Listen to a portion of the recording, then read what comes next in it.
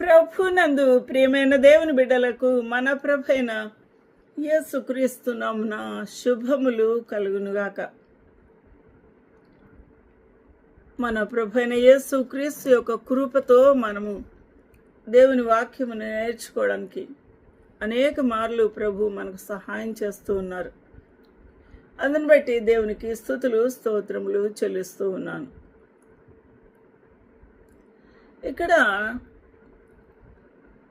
ఆ 7 పాత్రలను పట్టుకొని ఉన్నా అని ప్రకటన గ్రంథము 17వ అధ్యాయము 1వ వచనంలో వ్రాయబడి ఉంది.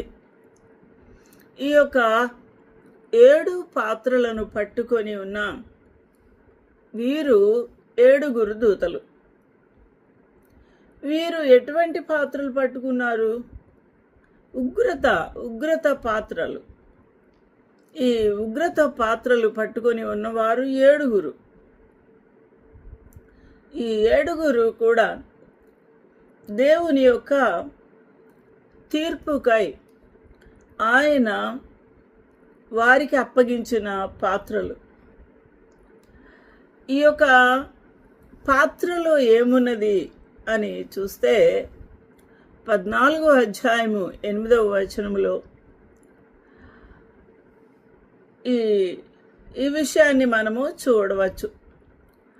ప్రకటన గ్రంథము 14:8వ వచనము ఇంకా ముందు కొన్ని వచనాలు చూస్తే,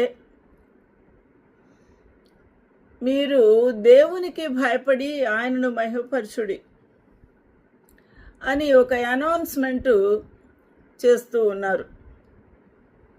అప్పుడు మరి ఒక దూతను చూచెతిని. అతడు భూనివాసులకు అనగా ప్రతి జనమునకు, ప్రతి వంశమునకు, ఆయా భాషలు మాట్లాడు వారికి, ప్రతి ప్రజలకు ప్రకటించున్నట్లు నిత్య సువార్తను తీసుకొని ఆకాశ మధ్యమున ఎగురుచూ ఉన్నాడు.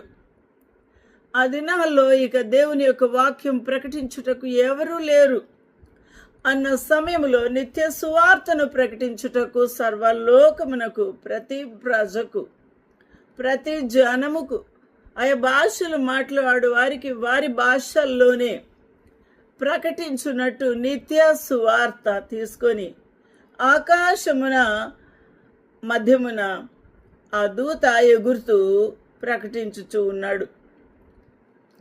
ఎందుకు ఈ యొక్క ప్రకటన అనగా, ఈ వేరొక దూత, 2వ దూత అనగా అతని వెంబడి వచ్చి